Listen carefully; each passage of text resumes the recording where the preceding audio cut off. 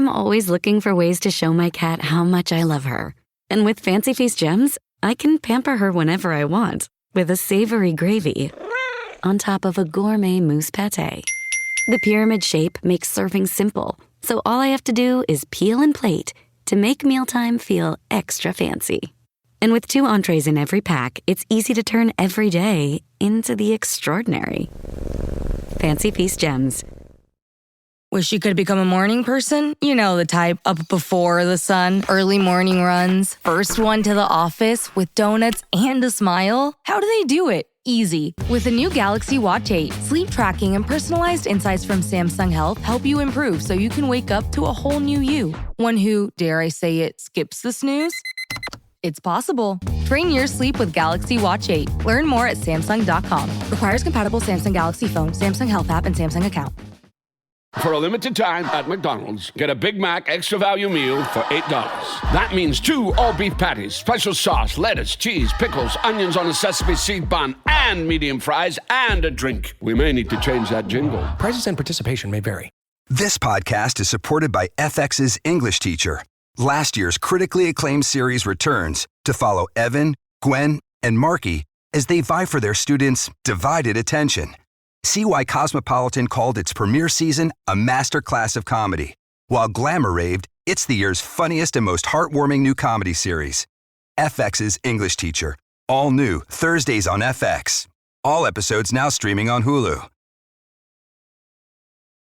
This episode is brought to you by Nespresso and Samra Origins by the Weekend Coffee Collection.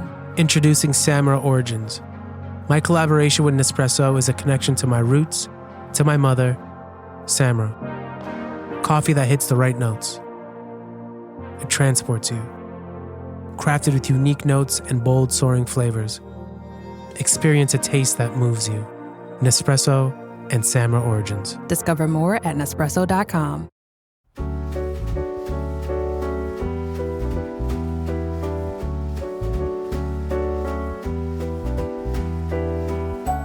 I'm Kevin Arnovitz. I'm Tom Haberstroh. And we have a finale. We have finalized season 15 of Top Chef. It was a pretty competitive tete-a-tete, Tom. Like, I legitimately went into judges' table not knowing if we would have Joe Flamm or Adrienne Cheatham, the 2 finalists, the 2 improbable finalists, if you believe anything about our season beginning handicapping draft process, which I no longer have any faith in. And any surprises? You know, the surprise here is there were no hiccups. Usually you might get a little bit of hiccup here and there in the season finale. Just the tensions are tight. Everyone's just nervous. And I thought Adrienne, when they were picking the knives in the beginning, I thought she was going to throw up. They just looked so nervous, and it didn't show it at all in their dishes. I mean, every time the dish came out, I said, that's my favorite dish of the episode. No, wait, I want to eat that dish. And every single time they brought one out, I just got more and more drooling there on my couch. So this was an excellent finale, and I thought it was 2 worthy winners here. Yeah, you know, it's funny. So it's been an interesting season. I mean, first of all, just the sheer camaraderie. Like, this was truly the first no asshole season of Top Chef, in the sense that it was just, I mean, it was almost, there was almost too much mirth and love. I know. This does not fit on the Bravo programming schedule. Like this how nice everyone played. They were teammates. They were hugging. They were crying. They were blowing kisses at each other. It was the camaraderie on this season was, as far as I can remember, higher than it's ever been. Well, because like my general experience is, and I don't watch a lot of television in general, but when I'm watching commercials for Bravo shows like that are promoted during Top Chef, is like there are a lot of people slapping each other and yelling at each other, and then all of a sudden we come here, it's like, hey, if I don't win, then she will. Isn't this great? And there's a part of me, it's like, I'd kind of like you guys at least temporarily, if only for the sake of competition, to kind of want to rip each other's eyes out for like 45 minutes or so. I mean, you know. Yeah, Fati goes, if there's a competition of who loves Joe Flamm more, I win. You know, like you don't see that on the rest of the programming on Bravo. It was all lovey-dovey. It was great. You know, if you tuned in this season to get a lot of drama, you might have checked out. But if you tuned in this season to get great cooking and inventive chefs, you loved it.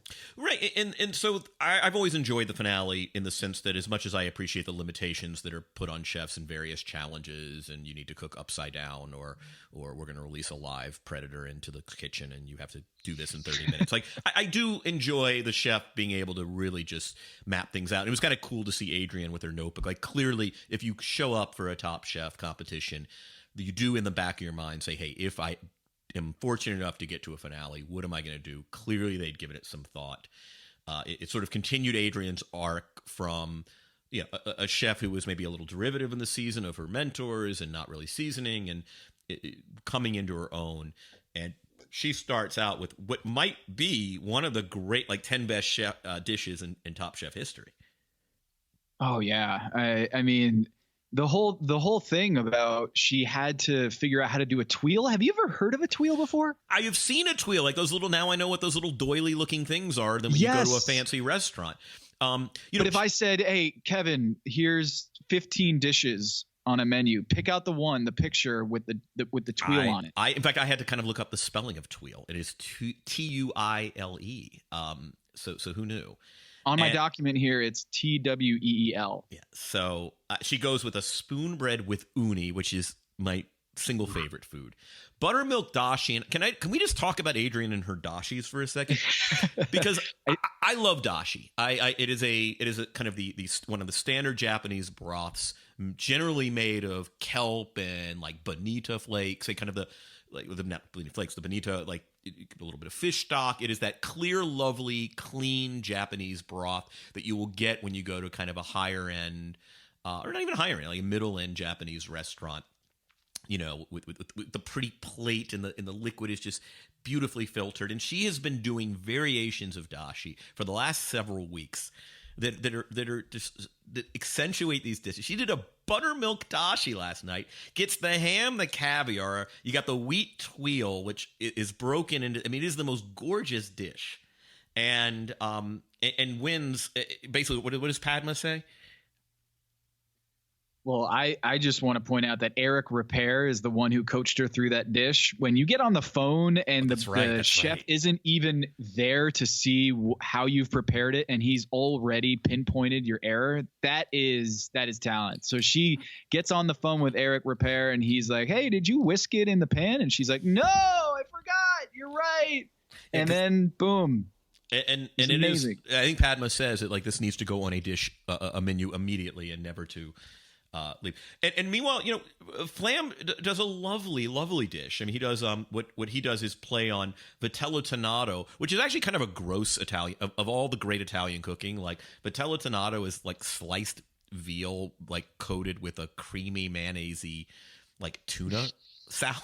Like, it's actually disgusting. So he kind of flips it on its head and says, let's do like the raw tuna, like a nice little block of maguro with a veal aioli and smoked wagyu powder and some capers, which is brilliant. But in some ways, it shows how difficult the finale is, because this is a gorgeous dish. I mean, you and I would devour his tonno vitellato, but it's the difference between these high-end diners.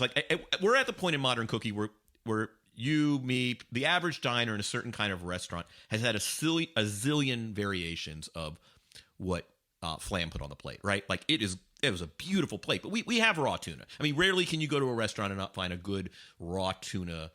Yeah, something raw tuna-ish in the appetizer small plate section, whereas no one had seen anything remotely like what Adrienne did. I mean, I was kind of like, do I really want a tuna crudo with veal fat on there?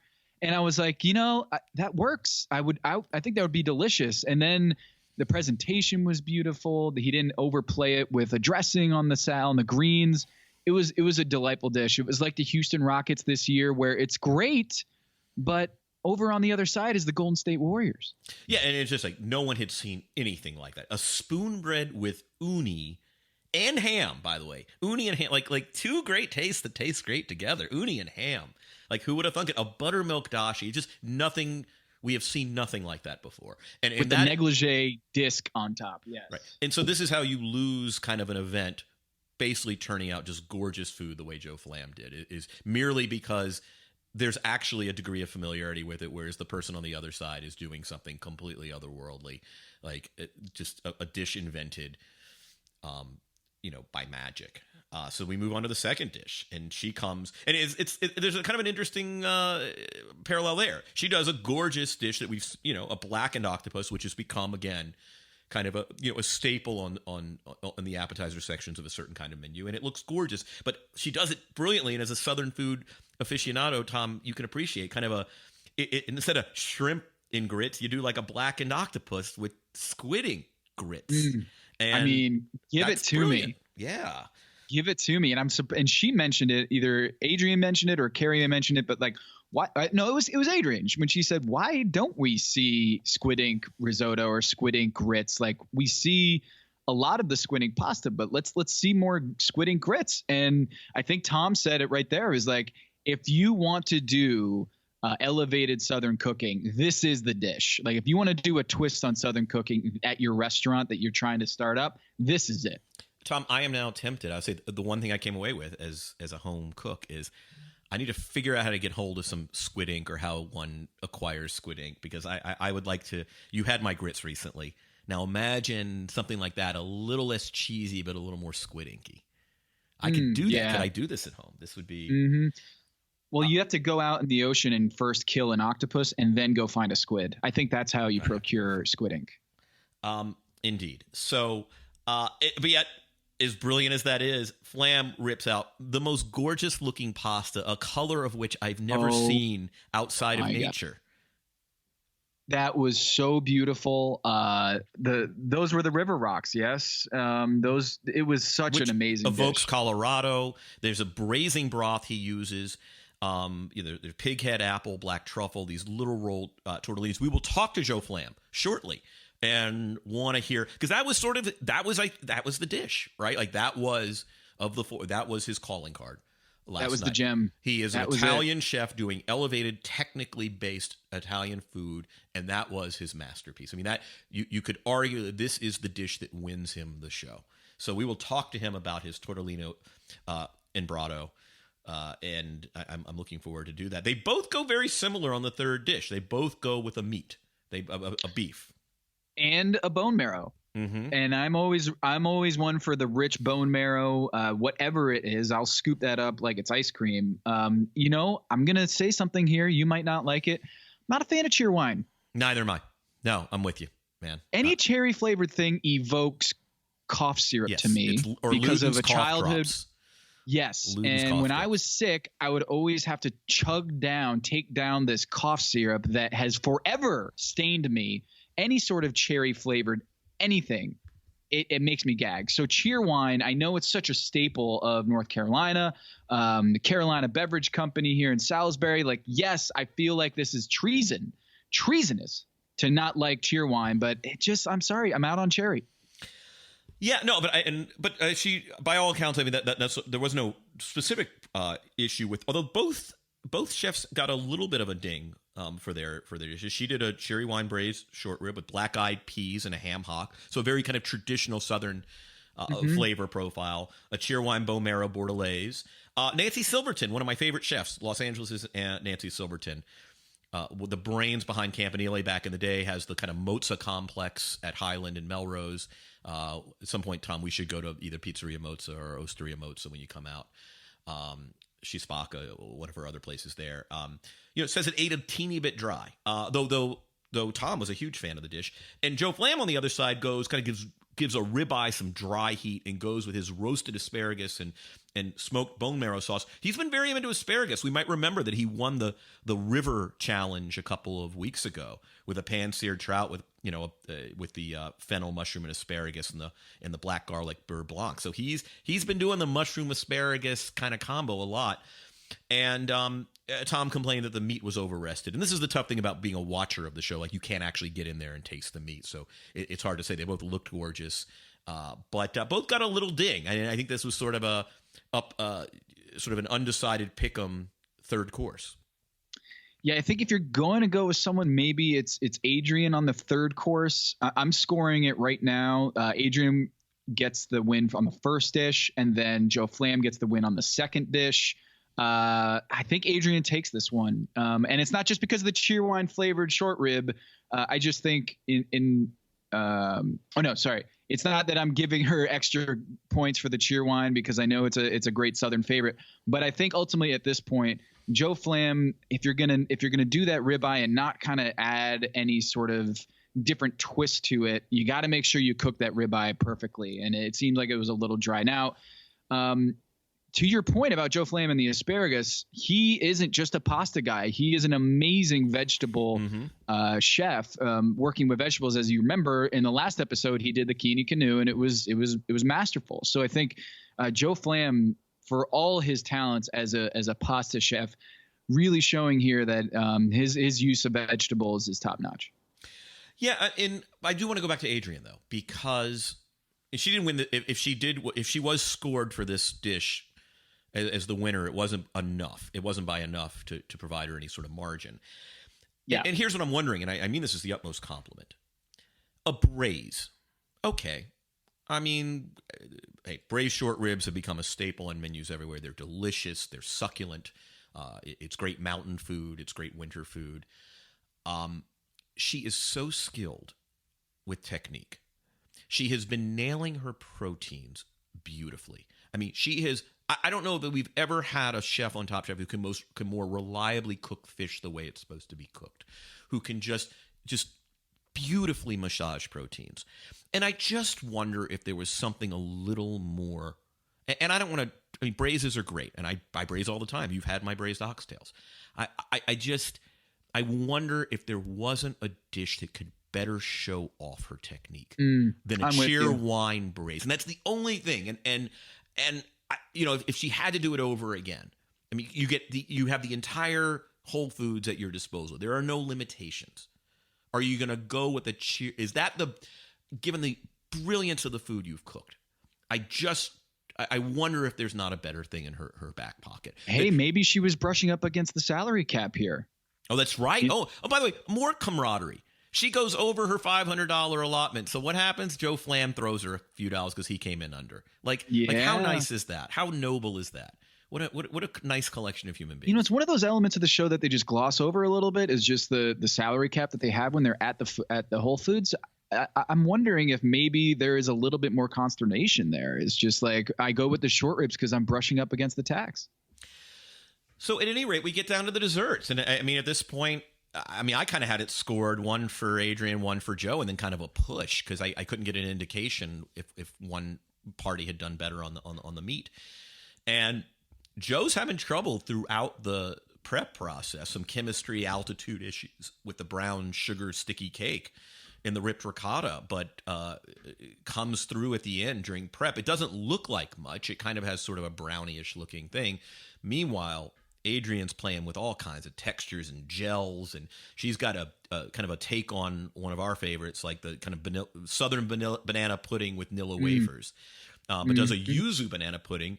There's some turmeric in there. It's a gorgeous little. I mean, she's doing all kinds of things on the plate, little droplets and all that cool stuff that you see at high concept restaurants. But apparently looks better than it tastes, according to the judges. Yeah, I mean, I think this is a case of visual Instagram versus taste, where it's like, man, Adrienne's was the Instagram dish, right? That one's the one that you are sharing. If you had to choose between these two dishes, you're sharing that one, right? But this Joe Flamm dish, I was a little bit underwhelmed by it because if I'm going to get cake, it looked like a graham cracker. It had the thickness of a graham cracker. Obviously, it's just a little bit of flatter cake there. But if I'm going to choose one on a menu, I'm going with Adrienne's. And I guess needed more banana. And Tom did the weird knock, knock, who's there about banana and yuzu. I didn't really understand where he was going there, but it's weird. If you do a raw scoring point for point, I think Adrienne wins the most dishes. So you have her winning course 3. I think I do. Because again, Nancy Silverton said the dish, the short ribs ate dry, but then again, Tom raved about it. And then they said they had they had Flamm, maybe over resting the was- meat, but also raved about his asparagus. Yeah, but they said it was incredibly chewy and it was hard to. I mean, if you're going to get a ribeye, please do not make it hard to cut into or hard to chew. And I just felt like I eat that shit blue, man. I mean, ribeye. I know. I had a fillet the other night, and my in-laws, they like it medium rare, and I just said, just throw it on the grill, count to 5, turn it, and then serve it that way. Like, I just want a blue, just like you said, a blue steak. Do you know what I've been doing with ribeyes lately? My friend Ari Tamor, who had Alma here in Los Angeles and is going to do very cool new things, he got me into like using dry heat in the oven, not unlike Joe Flamm. For 5 minutes, put your ribeye in there, dry heat it, 375, whatever.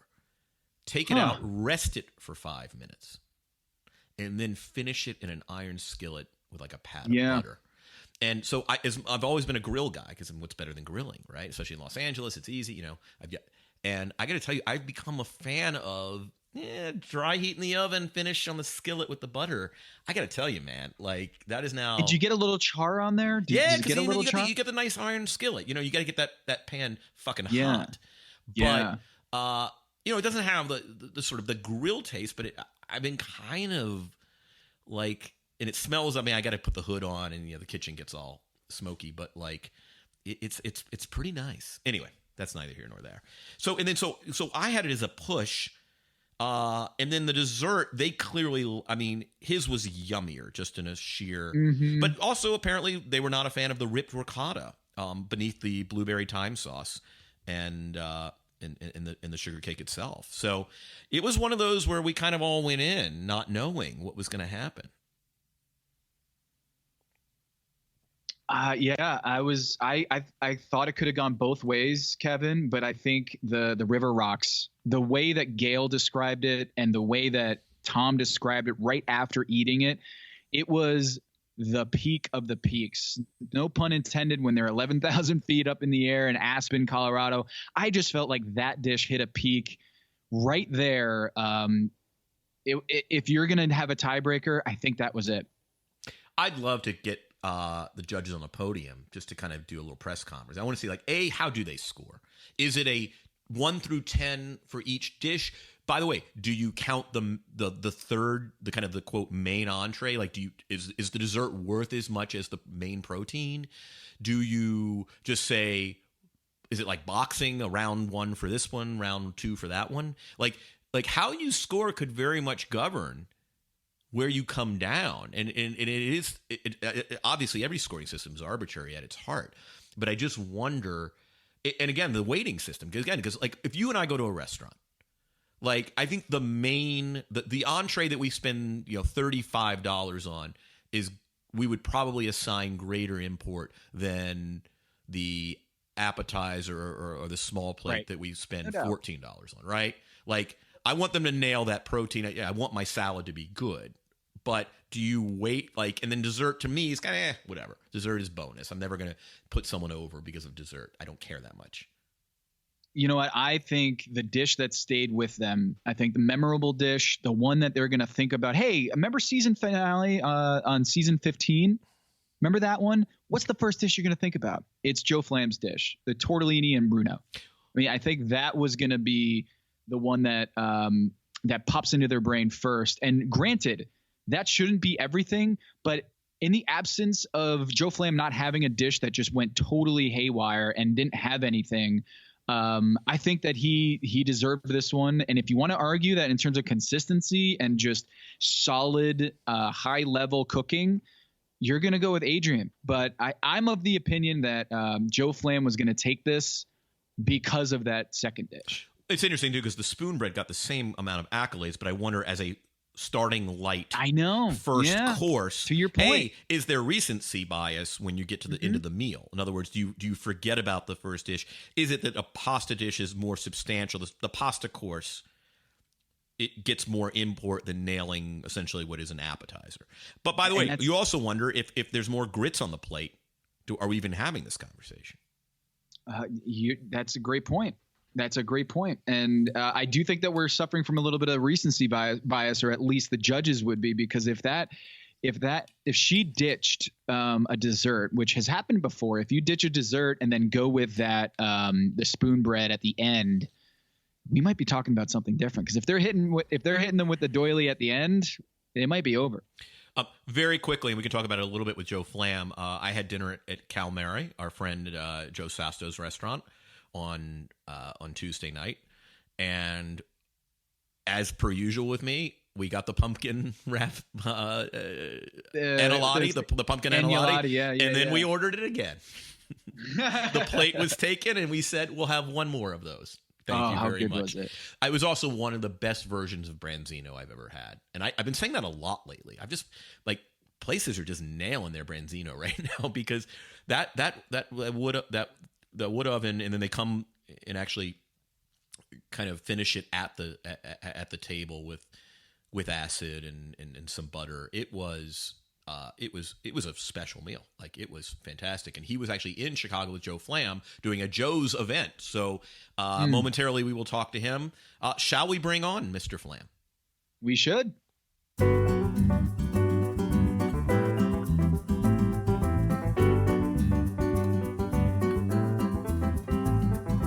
Welcome to the second half of the show.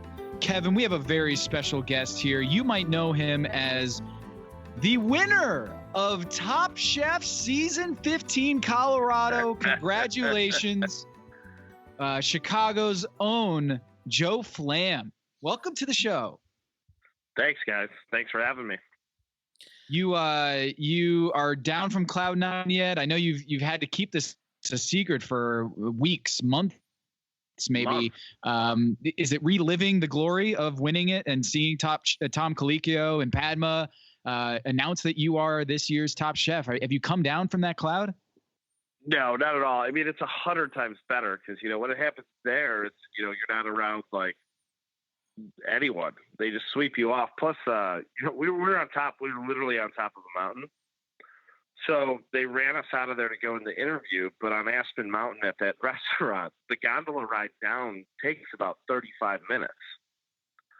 So I won. We were in the room for 2 minutes. They ran me out of there like I was the president getting shot at and threw me in the gondola. And I was sitting in the gondola, me and my handler by myself. And I was just so I just won Top Chef. Well, let me ask you a question. So obviously this happened months ago. You basically have to act as if you're in the CIA for 8 months. Is that right? Because, it's a small world. You travel in restaurant circles. It's very easy. This would be a piece of information that if out really, would screw the network. And how do you live? Were you allowed to tell your grandma? Were you allowed to tell anybody? No, my grandma didn't know. She came to the party last night and she saw it. And she was like, what? I'm so happy. So you have to carry around this entire huge life achievement, basically just to yourself for 8 months. Well, and it's funny, the interview me afterwards is how do you feel? It's it feels really weird, because it's if you just won the Super Bowl or the NBA Finals, and they're well, we're not going to air this for 6 months, so don't tell me. you can hold the trophy now, but we have to take it back from you, and then we'll give it to you when everyone knows that you won in 6 months. Right, there's going to be nobody in the stands, and we're just going to play this game, and then in 6 months we'll tell everybody who won. It's a really, really weird, surreal feeling, and you're just and then coming back and just having to sit on it and be okay. And then especially because I get kicked off. And, I get kicked off and people are coming into the restaurant. They're oh, my God, hey, you did such a good job. You should be so proud of yourself. Don't be upset that you went home. You represented yourself really well. And I'm guys, it's going to be okay. Don't worry. So you're the pride of Marist High School. Who's the most proud person that you've told besides, I'm guessing, your grandmother, Tony, your wife? Who's the most proud person that just flipped their shit when they heard about this? My wife is definitely number one. She definitely lost her mind. But I get to call. It's a very diplomatic answer. Yes, as a married man myself. Yes, that's a very good answer. Yeah. As a married man, that's always the answer, right? Joe, I want to ask you, because we have fun drawing the parallels to sports, but it also dawns on me, you're this guy on the south side of Chicago you're 14 or 15 years old. What is AAU ball, or what is the equivalent? Like, when did you know you had talent the way, say, obviously a ball player has talent and knows at an early age? Like, what is the training regimen? What is teenagehood for, an aspiring, top 100th, 1000th, 1,000,000th of 1% chef like? Like, how does that happen? But walk me through ages like 13 to 18. It wasn't really, ages 13 to 18. It was like, in high school, I was working at like bars and restaurants in like the southwest suburbs that I thought were like, at the time, I was like, oh, these are nice restaurants, and are we talking about like red and white checked Italian, or are we talking about like, what are we talking about? No, they weren't that nice. Like it was this place, and I think it's still there. It's on 123rd in Harlem. It's called Joe Daniel's Bar and Grill. But it was like, I remember at the time I was like, this is really nice, because like the neighborhood I grew up in, there was nothing that nice. But like this was out in the suburbs, and it was like nice. But it was like, it would be the equivalent to, any sports bar. Okay. But it's like, in the neighborhood, like where I was from, it was like, there wasn't really, there were just bars. They didn't serve food. If you wanted food, you went and got food. But if you wanted bars, you went and got bar. It's kind of that cut and dry. But, so it was like, I was doing a lot of cooking at home, but it wasn't till, really it was like my 20s. Like it's kind of weird for, when you're a line cook, that's kind of like your college. That's you're getting paid a little bit of money to go to school. And that's when you start kind of cutting your teeth and being like, okay, if I get good at this, can I do this? And you start kind of going along this path. And I think, the first time I ever felt like, okay, maybe I am. I remember I worked for Stephanie Izzard at Corona Goat, and she was going on Iron Chef. And so to decide who got to go on Iron Chef with her as like a sous chef, she had a challenge. It's called the Iron Goat Challenge. And so anybody could throw their hat in the ring. And if you won, you got to be your sous chef on Iron Chef. And I won that. And that was the first time I was like, that was like your quick fire. Yeah, that was the first thing I ever won. It was like they gave us 45 minutes mystery ingredients, and we had to cook it. And it was like, they brought in some judges, and but that was like the first thing I ever won. And I was like, like that's pretty crazy. And that was like, the first like start of like, okay, maybe I could do this. Maybe I could make a run at kind of, this idea of, making, being a chef and like really being a career. Kevin, I have some breaking news here. Yes. Do you remember the Top Chef's lady who came on the show earlier this season? Lynn, Top Chef Stats? Yeah, Top Chef Stats. Yes. I was just talking about her earlier, actually. Listener, listen up. This is important, okay? I'm going to try to save you some money here. If you're still overpaying for wireless, it's time to say yes to saying no. At Mint Mobile, their favorite word is no. You may think like, oh, that's bad. No contracts, no monthly bills, no overages, no hidden fees, no BS. Here's why I said yes to making the switch and getting premium wireless for $15 a month. You heard that correctly. $15 per month. Ditch overpriced wireless and the jaw-dropping monthly bills. And of course, there are all these hidden fees and stuff, but at Mint Mobile, plans start at $15 per month. All the plans come with high-speed data, unlimited talk and text. You're not doing like weekend and nighttime minutes or anything like that. And it's delivered on the nation's largest 5G network. Use your own phone. Don't have to get a new phone. Use your own phone with any Mint Mobile plan and bring your phone number along with all of your existing contacts. I switched months ago. People have asked, did you actually switch? Yes, I actually switched months ago. And I don't know what to do with all this extra money. I've cheated the system here. I've rigged something. This is an Ocean's 11 situation where I'm stealing wireless from Mint. That's how good a deal it is.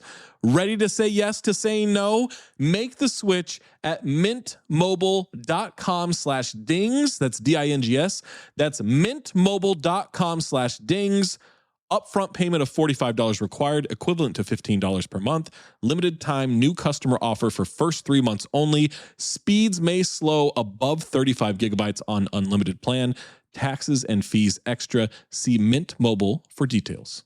Hello, listener. It's Producer Maze here to talk to you about Quince and their cookware. Cooler nights mean cozy meals at home, and Quince's cookware has made fall cooking so much more enjoyable. Their pieces deliver the quality and performance of luxury brands, but at a price that makes sense. And they look gorgeous on the stovetop, too. No matter what item you need to complete your kitchen, Quince has you covered with 5-ply stainless steel pots and pans, non-stick skillets, chef-quality knives, and even ceramic bakeware, which is perfect for cozy casseroles or Sunday roasts. And when you look at these prices, you might think, how is Quince doing this? How do they deliver high-quality items similar to high-end brands that are half the price? Well, let me tell you, they partner directly with ethical top-tier factories to cut out the middlemen and pass the savings on to you. And it's not just cookware. I got myself some bath sheets. That's right. When you're a tall man, you have to use bath sheets, not bath towels from Quince. It's like drying off with a cloud. It's incredible. Upgrade your kitchen for cozy fall meals with premium cookware from Quince. Go to quince.com/dings for free shipping on your order and 365-day returns. That's QUINCE.com/dings, DINGS, to get free shipping and 365-day returns. Quince.com/dings.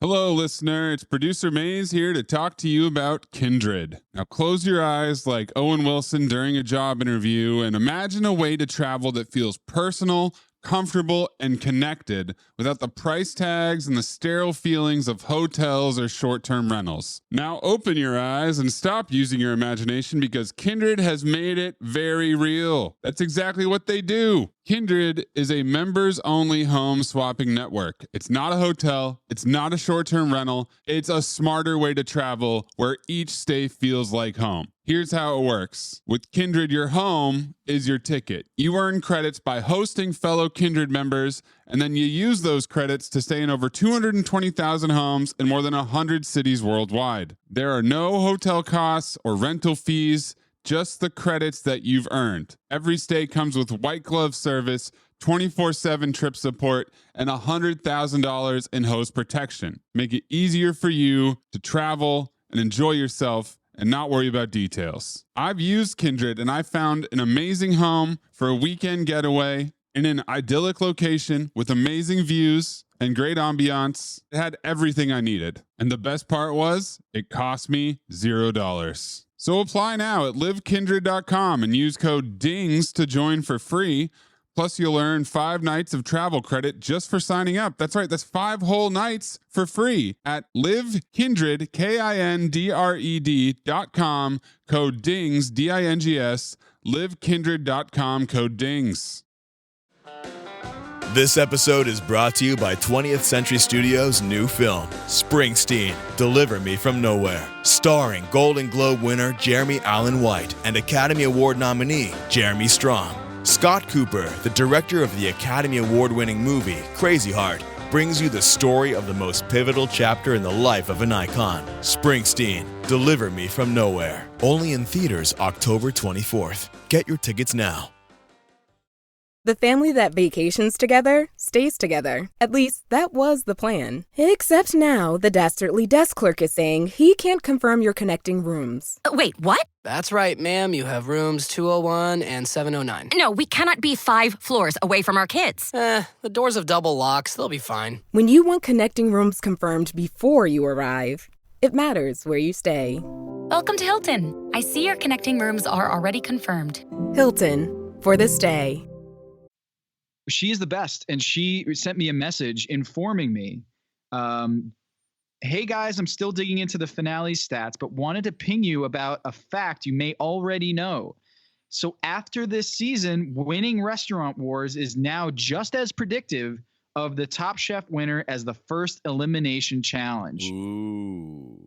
She has done the analytics, Joe, and you have now nudged it right on the level of winning the first elimination challenge, the Tyler Anderson. I just made analytics. You won Restaurant Wars, and that is now as much of a harbinger as winning the whole thing as anything on this show. Was that the first time you realized that maybe I can do this?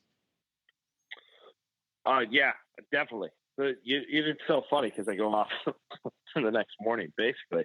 But it's that was like, I was like, oh my God, like, hey, I'm getting momentum. Like, here we go. This is, and I think I can't remember what you guys were talking about. it was. I don't know if it was after that episode, but it was after a different one. You're saying, momentum isn't real. And it's, Yep. and That was me, by the way. So, I'm going to take credit for that one. yeah, but it's so true, because it was like I just had a really strong finish. We did the Olympics, had a really strong finish in that one. We crushed it, we swept it, and then into Restaurant Wars, taking it. It was like I was like, okay, all right, there's 8 of us here now, 7 more people to go. Like just won Restaurant Wars. Like, all right, here we go, and then just classic Top Chef style, just leg sweep. Yeah, all right, let's talk about risotto. But you talk about it. But you are the Frank Thomas of Top Chef. You are an analytic superstar. That is. Wow. By the way, Hershey Ash, my friend who is the restaurant consultant who you might have heard on this episode, he did. He did the Restaurant Wars episode with us. He texted very excited this morning. He's like, "What do I get for calling it?" Because when asked which of these guys is actually a chef, would you open a restaurant with? He chose you based on your performance in Restaurant Wars, and Hershey's wonderfully debonair, and that is a gentleman that knows hospitality. Was his commentary? Yeah, that was very, very flattering. My cousin, but my one cousin is a big basketball guy, but he lives in Shanghai. And I remember he sent me that podcast. He's like, dude, this guy is like fanboying out over you right now. Like, you gotta listen to it. Hey, Joe, there was a moment on the last episode here with Joe where you're mapping out your menu and you said, thinking about a pasta or a risotto, and Joe says, do the pasta. I like the idea of a pasta. You were eliminated from the quick fire doing what the purple cauliflower risotto. Did you in your head know about the risotto, the curse of the risotto in years past? I didn't know about that till when I was got kicked off and I was doing my exit interview. They were like, "Oh, did you know about the risotto curse?" That would have been nice to know going in. Right. Because watching that, Joe, it's literally watching you say last night, which was 8 months ago, maybe risotto is basically watching a horror movie where a kid says, "No, let's go back into the house and go get the dog or something." I mean, I'm going to go into the basement. Is that cool? What's in here? Yeah. I did cook a risotto in Last Chef's Kitchen that worked out. It did. It did. You're absolutely right about that. That was a validating moment for you. The bigger thing about the risotto dish was it wasn't that it was a risotto dish. It was that I cooked a David Kinch dish for David Kinch. Yeah, I know. And it's like, you don't dunk on the free throw line on Jordan. It just doesn't happen. You know what I mean? So he was like, yeah, I do this way better than you. It's like, yeah, you're right, chef. I'm sorry. It's like, hey, to prove how good you are at basketball, you're going to play one-on-one against Michael Jordan. Good luck. Right. It's like, hey, Steph, let me show you how to drain this 3 real quick. I don't like this. So it's like, David Kitch is one of those guys where it's like, and it's, and I forgot he had done that dish, that he had that dish. He was like the inventor of this dish, basically, of the idea of taking a stock, fortifying it with rice, and then using that to make a risotto with a veg. And Joe Sasto says that to me at the table. And I started laughing because I knew I was going home. And I pictured the dish in my head. And I just started laughing. I was like, I'm such an asshole. Like, who does this? I do want to ask you about your second course for the finale, the tortellini grotto. I mean, can we break it down like we would break down a great basketball possession for a second? I mean, conception, idea, the color, the secret of the braising broth for those of us who are very, very amateur. I mean, can you just component by component, like from the moment it popped in your brain? Yeah. So, the idea of this dish was, when I first took over Spiaggia, one of the first dishes I put on the menu was this pig's head risotto, and it was kind of an ode to where I come from, working for Steph Diaz, we used to do pig heads all the time, and it was one of the things I would butcher, we would butcher 70, 80, 90 pig heads a week there, and it's one of the best selling dishes at the restaurant. So it was kind of taking something new and transitioning it into something a little bit, doing that kind of lowbrow, highbrow. So what I did for the brodo was, I peeled the face off the skull. And, one of the things about pig's heads is they make really, really great brodo. They make really great stock. So I peeled the face off, cracked the head in half, got it in the pressure cooker, built it in, just cooked it in the water to build a really porky stock, and then poured that over aromatics before we left for the night, and let it sit overnight so it really, really set up. So it built and one of the things that typically you do tortellini and brodo, it's all about a really light, clean, delicate broth. But I spent a couple of years cooking kind of Korean, Asian, Japanese flavors, and I was working running a little noodle shop called Urban Belly in Chicago. And so I like to make my brodos more of that kind of Japanese style, where they're rich, fatty, smoky, tons of spices, herbs, and it's a really what we would find in a ramen. Yeah. Okay. So it's very different than you would see classically Italian. But it's just super flavor heavy, but still looks very, very clean. So then it was, I took that pig, I slow braised it, and then braised it for about 3 hours so it was tender. And then I grinded it, folded it in with some black truffles, apple, fennel, and that was the filling for the pasta. So it's kind of, again, I've added low, high, going. Yeah. Pig's head, a cheap off-cut ingredient with, truffles, something that's very elegant, making this beautiful, elegant broth. And the grano arso was, Joe Sasto was hey, we have this, it was this flour he had brought. And he was we use this flour. It's really nice. And so, we started messing with the dough a little bit, and we put it together, and it was so just beautiful. It was so gorgeous. What gave it the color? That was the grano arso flour. So the grano arso flour is, it's basically what they do when they pick all the wheat. They go through and they burn the wheat fields at the end. And it used to be a very peasant thing. They would, if you worked in the wheat field, they would let you take home that the burnt wheat flour. That's what they would make for themselves. You know what I mean? Because they wouldn't have enough money to buy the regular milled flour, but they were hey, you can take home the burnt wheat and you guys can make flour out of that. That's what you can have.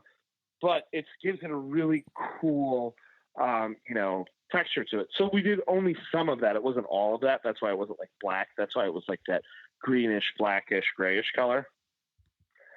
So it was mixed with the double O, the eggs, and all of that. And, we decided this wasn't a huge dinner. Let's take our time. Let's really make, slow hand roll these out, make beautiful tortellinis completely by hand. And it's a simple dish. Really, if you think about it, it's pasta and broth. So it was so much about, everything that went into it, every idea that went into it. And for me, that's my favorite thing in cooking. It's when you present something that's that simple, it's everybody knows noodles and broth. Everybody's had soup. So it's this looks like soup, but you look at the noodles in it, you're oh my God, these look like river rocks. And, it's filled with a super unctuous, pig head, truffle, apples, fennel. And then you hit it with this just monster umami brodo. It's really fun. Joe, you mentioned soup. Everyone knows soup, but there's this contentious argument over on the internet in the NBA world. Is cereal a soup? Is cereal a soup? No, cereal's not a soup. And I feel I don't think cereal's a soup. Why would cereal be a soup? Zach says there's Zach Harper, a friend of the program at Talk Hoops on Twitter. He contends that it's a liquid with chunky pieces in it. What's the difference? And I'm well, it's a cold liquid, and usually soups are warm. Yeah, so is vomit. That doesn't make it a soup. Right. Joe, basketball Twitter is a very strange place, and I don't visit it very often, and so I don't recommend you do either. I don't know. I'm sorry. To fight with basketball Twitter. Yeah, and then there's the whole thing that is Chicago deep dish actually pie. Oh, that's a more interesting one. Chicago deep dish is actually, here we go. That's Chicago deep dish is actually pie. You know what I mean? It's I feel like deep dish is deep dish. It's a thing. It's its own entity. Where but that's also the other thing. It's like Chicago deep dish is a type of Chicago style pizza, but like, true Chicago style pizza is like thin tavern style small squares. Okay, so you have to educate me on that because I don't get to Chicago enough. So I'm assuming just a giant, just a whole bin full of cheese and then some just straight tomato on top. Is that not? I mean, Giordano's, is that how you pronounce it? Oh, Giordano. See, like Giordano. This is the other problem. When people come to Chicago, and they're like, "Oh yeah, I'm gonna come to Chicago and I'm gonna have pizza," right? But like everyone stays on the loop. But all the best pizza in Chicago is all on the South Side. But when you come to Chicago, you're not like, well, let's take a tour of the South Side. No one does that. But you should, because that's where all the good pizza is. I go to the South Side to do six because I enjoy that food. That was my last trip to the South Side. That's South Side. Yeah, I enjoy that meal. I want to talk about Adrienne for a little bit because I developed a real chef crush on Adrienne over the course of the season. Awesome. And I love her plates. And one of the harder things I think about watching Top Chef is the one criticism I have as it is a show is at the end of the day, you can't really participate. Like if I watch Project Runway, I can look at the outfits, but can I really taste the food? Do I? You're always a little bit out, but I just absolutely loved her arc over the course of the season. She kind of, and she cooks the way I love to eat. I'm from the South, so but I'm not somebody who wants to live in Southern food, but I want nods to it. I want a tip of the hat to it. And, you guys also seem to have just like a wonderful relationship in mutual respect. I just kind of we're trying to get her on here, and we will keep trying. But have we done the 2-person on their cell phone move, Jade? I mean, Kevin? I do not know. I am the idiot in this equation on matters of technology, as you know. You're the younger, more techie savvy guy. Yeah, sorry to interrupt, but she says she's standing by and her fiance has actually did a test call and it worked. So I feel bad. Hey, wait a minute. Did that just work? Yeah, it worked. Got her in. Genius. I was So downloading the app. Oh, yeah, because we were I was trying on Skype, but we have a theory that it only allows one person per person or whatever. Adrienne. This is a wonderful. We're joined now by Top Chef finale runner-up Adrienne Cheatham, and this is a real thrill. We have both Joe and Adrienne on the show. We were just asking, I was explaining my sort of chef crush on you and just how much I so admire your plates and your technique and your process. You're a very process-oriented person. And as an INTJ, as a process obsessee, it is fun watching you work with your book because that is my spirit chef right there. Like she has a process. I love it. Thank you. So there's so much about your food. I'm sort of a fanboy. Tell us about the experience. I mean, because I just so loved your arc. I can't recall a chef who just kind of came into his or her own more over the course of a season than you have.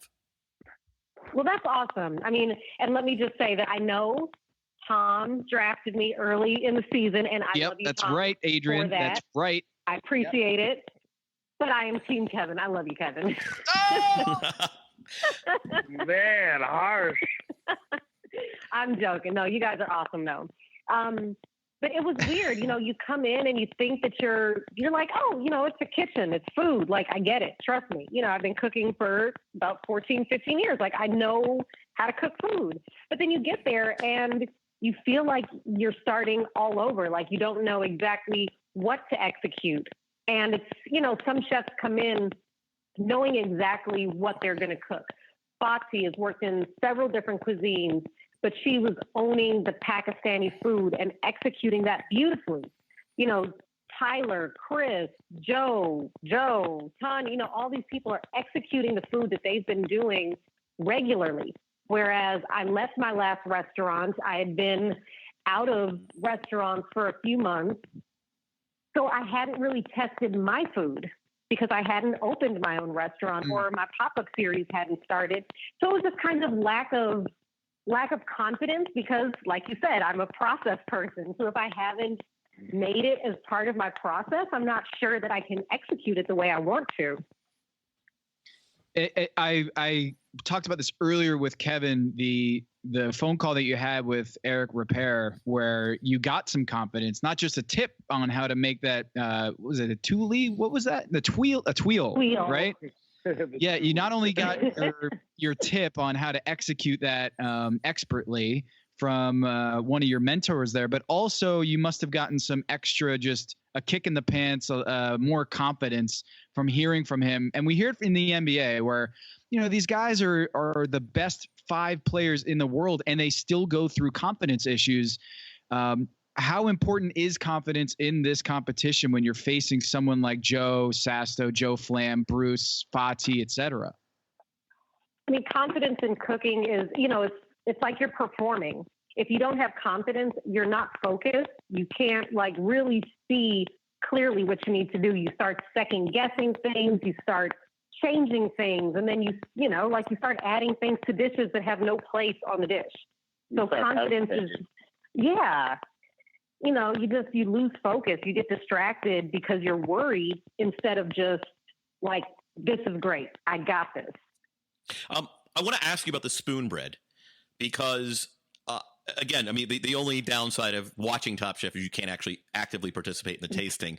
But spoon bread with uni, which is the single greatest edible substance in the world, that is my general opinion. Yeah. I love what you've been doing with dashi. And in fact, I picked up kelp in Bonito recently to kind of plunge into hopefully I can start making dashi. You've actually inspired that, by the way. But can you just walk us through the dish? Because it was, I mean, I think it will now join the pantheon of great Top Chef dishes. I think Padma insisted you put it on a menu immediately that night. Tom looked up the spelling of tweel. So we're all about the dish. Tuile. No, it doesn't. But from conception to execution, where did this dish come from? A doily. So I have originally done the dish with a sweet potato roasty underneath. So you get a little bit of crispiness from the outside edges of the shredded sweet potato, and it gets tossed with a little bit of rice starch or rice flour. But just eating at different restaurants. I think one of them, it was a restaurant out in LA that I went to. And, it's a classic thing that you see with uni on scrambled eggs on a crostini. Mm-hmm. And, I was sitting there and I was thinking about that dish that I've traditionally tested with a sweet potato roasty. And I was like, you know what? Tie it back into another staple that people are familiar with, which is the scrambled eggs. What's similar to scrambled eggs in terms of texture and, the richness of it that also kind of has a Southern feel. And to me, it was obvious that spoon bread would be the best substitute for the scrambled eggs in that dish. So the uni goes on top of there. There was a little ponzu vinaigrette just to give it a little flavor. The buttermilk dashi. And now, Kevin, I have to be honest, I did cheat a little bit with the dashi. So it's not a traditional dashi with just the kombu and bonito. Oh, I'm not strict. I'm for an expansive definition of food. I think okay. No. I mean, that's fine. I don't expect kelp in every. It is a little license. Yes. Did you expect this, Kevin, that Adrienne would come on your podcast and apologize to you on her most amazing dish? Imagine that. That's amazing. No, I'm for expansive. I'm for a liberal interpretation of the Constitution. Well, one thing I learned on Top Chef is if you call it something, it better frickin' be that. Oh, yeah, that's right. That is a cardinal sin. So I had to do full disclosure. But I use a little bit of shallot and garlic and then sweat that, add a little water, build the dashi on top of that. But then I also use a little bit of hondashi, which you can find in most Korean and Chinese grocery stores and Japanese also. It's like a granules. It's like an instant dashi. Gotcha. So I use a couple pinches of that just to up the flavor. Yeah. It's a question for each of you. If you could go back to the finale, change one thing, whether it's swapping out a dish or just a different execution, or you can't just say, "Oh, I should have," It can't just be taking the ribeye off, right? Not rested it. If you could go back, play Monday morning quarterback, one adjustment you'd make to make the meal more perfect, what is it? I got to hear what Joe has to say about this because he won. So, The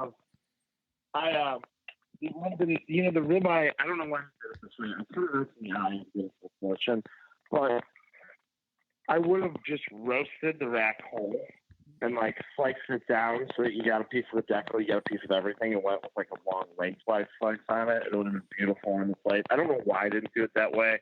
When I cooked ribeye for like 3 days like that before, that's how I usually do it. I don't know why I didn't do it. And I just like kicking myself for that one the whole time. It was just like I just made like a bad choice on like how to butcher that piece of meat.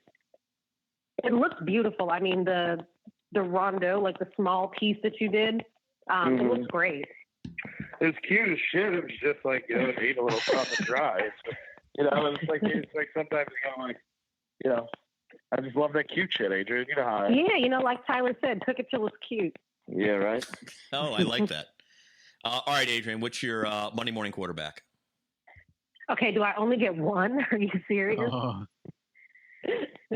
Yeah, pick your. I would have. Well, I probably would not have braised. Certain things at altitude that require, like I had to pressure cook the black-eyed peas for like 3.5 hours. And that's part of the reason I had to mash some of them up, was to get them to finish cooking because the starch wasn't completely tender. And I was like, Jesus, I mean, how long can you cook black-eyed peas before they soften? And we had soaked them overnight. So I probably would have either not braised the meat at all and done a seared steak, or left it in one piece instead of slicing it. Because at altitude, when you slice things, it dries out. Even Paul Liebrandt said that when we were talking about baking bread at altitude. He said keep it covered with a towel because it'll just dry out as soon as you slice it. Yeah, and you know what the weird thing is? Like, that's not something anybody ever talks about, though, with the meat. It's like, I knew that because I did the braised pork a couple challenges before.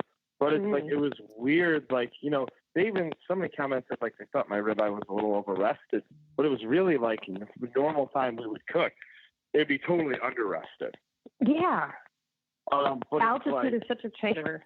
Yeah, how it's right, because we're used to cooking in, New York and Chicago. It's so moist. Like usually you're betting in moisture. You're frying on radish or whatever. You're like, shit, I hope they stay crispy.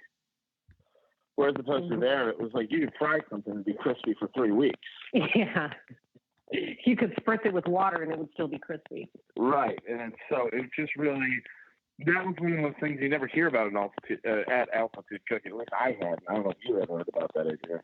No, I had never. I had heard about different cooking times, but never about how much things dry out. And, I was just so set on the menu that I should have adapted that for the altitude. So it wasn't necessarily the smartest decision given our surroundings. What was the most nervous you were on the show? Was it the first episode when you're stepping up and you just see Padma for the first time? Was it before you guys picked the knives right before the finale, like when you decided first choice or second choice for picks on the contestants? Because when I watched that episode last night, it looked like, Adrienne, you were about to barf. It looked like you were ready to throw up because it was just so much tension at that point because you're just out there with Joe and Padma and you have to draw knives. Or was it right before they announced who was the winner? Where was the most nerve-wracking, where you're just crawling out of your skin on TV? Okay, for me, that was probably the gondola ride. Gondola ride. You're afraid of heights. Oh my God, yes. And I didn't realize how afraid of heights I was until we got up in that gondola and I'm like dangling over open air and rocky mountain terrain. I was like, oh, sweet baby Jesus, save me. I wasn't being overly nice about it either. No. Joe, what about you? Joe definitely had a good time messing with me. What about you, Joe? I think the scariest moment of the season was in the first elimination challenge. We got the 1 day to prep, and then that night before the actual challenge, that was the worst. That was like nerves just absolutely through the ceiling. You're like, oh my God, like this is like, what if I go home tomorrow? What if I go home tomorrow? Like, yeah, I couldn't sleep. I was up till like 4:30 in the morning just laying in a bunk bed in a room with two guys named Bruce and Tyler, who I just met. And that was the first night you're there, and you're like, please don't be the first one. And you don't even know, you haven't even built up your confidence at that point. Right, you don't know what it's going to be. You don't know what they're judging you on. And it's like, and there was a clip that didn't show, but Tom and Graham were walking to the kitchen, and I was doing a tartare on a chip.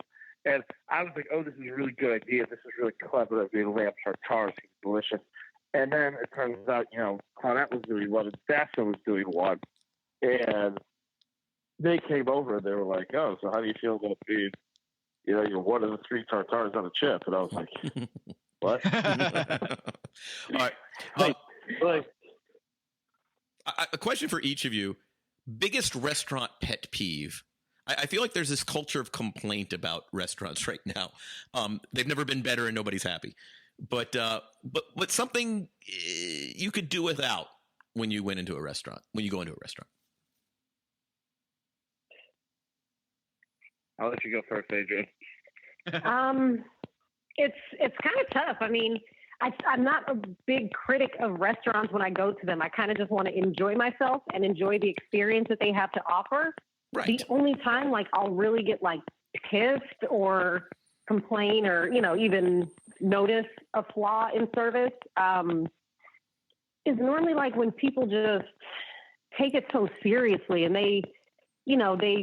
I think customer service is kind of a lost art, and most restaurants guard against that very well, and they train their front of house to make sure that guests get the best experience possible. Because you can have great food, but if your front of house doesn't match it, it'll kill the experience for the guests.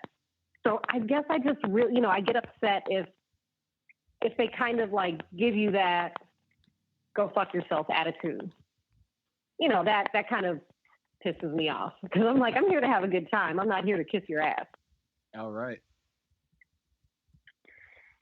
Yeah, I think, and usually for me, it's service related things. I find there's more, it's when you see something. And for me, the biggest thing is when restaurants start doing closing when you're still there. That's my biggest pet peeve.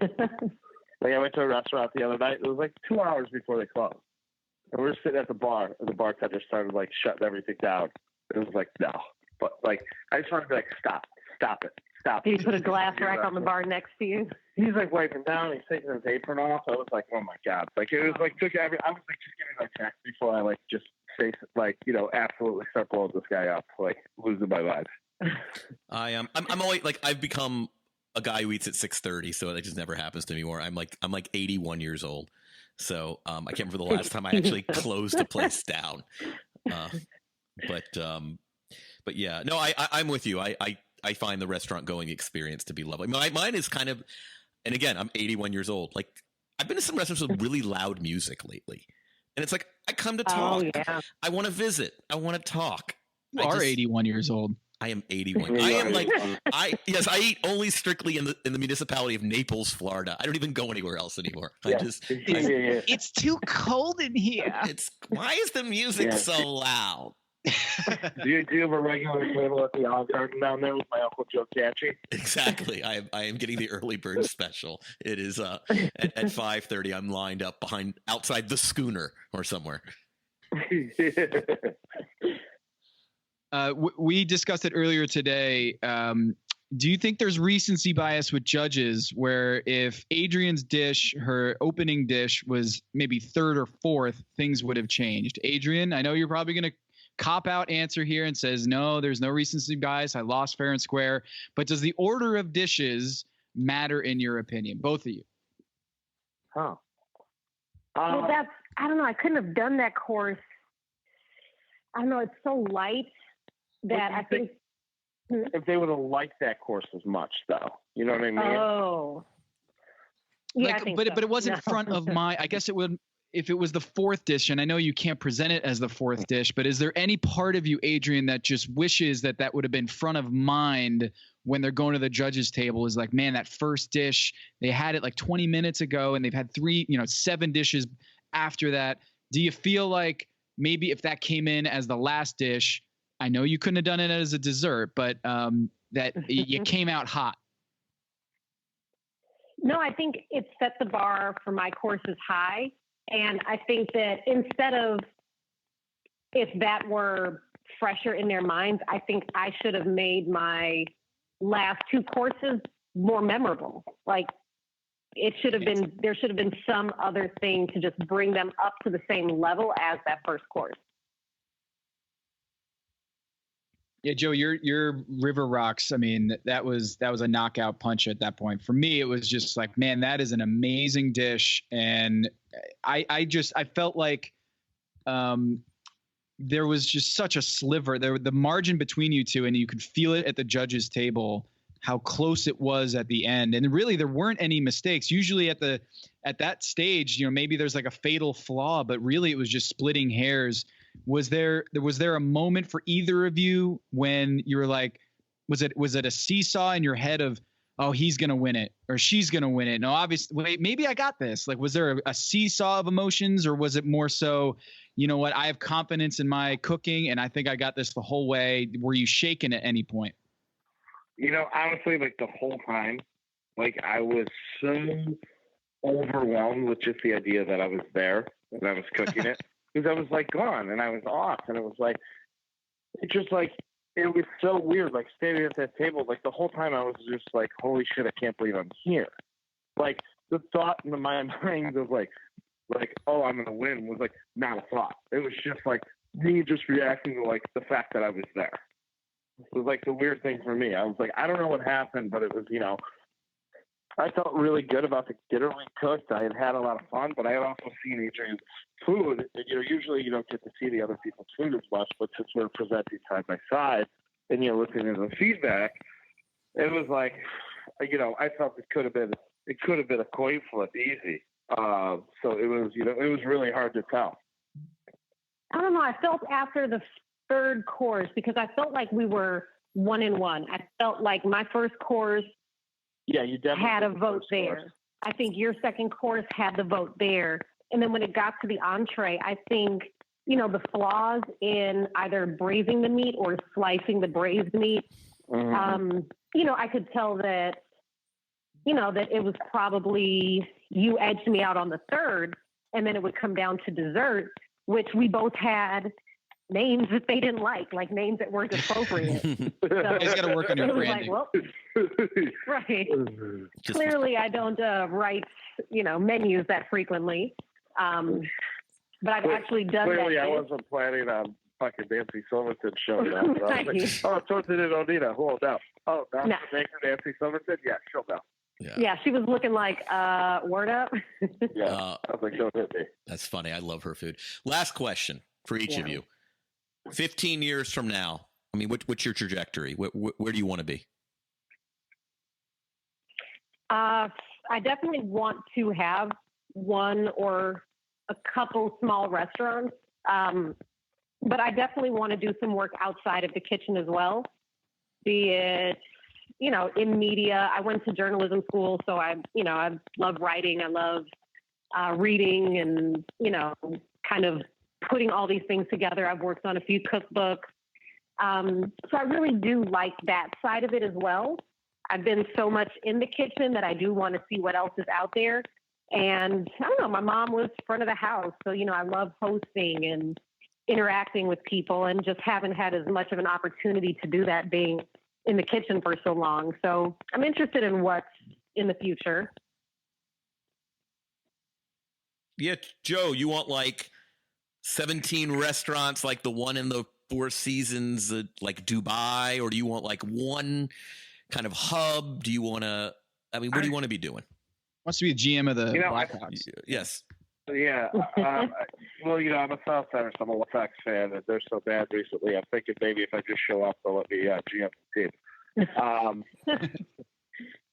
But I want a Chicago restaurant. I want to have a base here, and then I want to open, myself up to opportunities, building restaurants in places I want to be. Places where at least I know people, or places that I'd like to be a lot. My best friend lives in Detroit, so it's like I'd love to maybe do something in Detroit one day. So it's like I have more of a reason to spend more of my time there, but make decisions that kind of create a really great quality of life for me, but still create, restaurants that I want to create and, build, a big part of what I want to do is just kind of the educational piece of becoming a cook right now is really weird. Culinary school's super, super expensive, and you graduate and you make $11 an hour. And I think that has to change. And I hope, what I could do with I create restaurants and create a restaurant group culture is be part of like helping that change and, reinstituting more of kind of like building an apprenticeship program that, kind of changes that facade. Take it back the way it used to be. Right. This was really fun. This is a total treat, a beautiful topper to a really fun season for Tom and me. This has been a blast. And thank you all for making time on a Friday. Well, thank you guys having us. Congratulations on you. Yes, congratulations to you both. And if we continue this podcast in the off season, please keep your lines open. We'd love to talk to you guys soon. Yeah, and I'd love to talk to you. Joe, I'm scheduled to be in Chicago, I think, for the draft combine in May. So you might hear from me because let me know when. I will certainly do. Let me know when you're coming by. Yeah. And Joe, I didn't get a chance to say it because obviously we were both busy yesterday. But congratulations! I'm really happy for you. Congratulations! I love you, homie. I know you love me. Thank you. Wow, it's getting dusty in here, Kevin. Yes. Yeah. Sorry, guys. And thank you to the listeners. And we love you too, Tom and Kevin. Yes. Oh, thank you. We much appreciate it. Great podcast, guys. Super fun. I don't know what I'm gonna listen to. Next Wednesday. Hey, right. Season 16 will be here before you know it. So we will be Shout back. out to Kentucky. Yeehaw! Yes. There you go. Right on. Thanks, guys. Thank you. Thank you. Thanks. Have a great rest of your weekend, and congratulations again to you both. Thank you. Bye-bye. Bye. Tom, let's do some sign-offs. Just kind of thank Jade for the season. Yes. Tom, it's been a pleasure. Season 16, Kentucky will be here before we know it. I know. I can't believe it went by so fast. That's so cliche to say, but I felt like we were just starting this podcast and figuring out with all our notes and our draft. And I am amazed. I think of anything that I've learned this season in doing this podcast with you, Kevin, how bad we are at drafting or predictive analytics or any sort of prediction. It's so hard. It is the signal and the noise, baby. It is, Yeah. it is difficult stuff. I want to thank our producer, Jade Hoy, who's been tremendous all season long, who's put up with my technical deficiencies and idiocy and has brought you this show. Without him, it doesn't exist. Tom, I will see you on the eve of Top Chef 16, Kentucky. Looking very much forward to that. Yeah, I can't wait. And thanks to all the listeners and our guests. Stay tuned. We might have something cooking. You like that pun? Into the future. And again, Kevin, it has been such a pleasure. I can't believe we pulled this off. This has been such a joy in my life. And I can't wait to eat with you soon. Indeed. All right. Let's send this off, Kevin.